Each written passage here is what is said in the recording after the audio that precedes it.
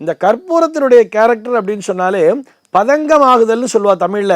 பதங்கமாகுதல்னு சொன்னா ஒரு திடப்பொருளானது திரவ நிலைக்கு செல்லாமலேயே நேரடியாக வாயு நிலைக்கு செல்வது.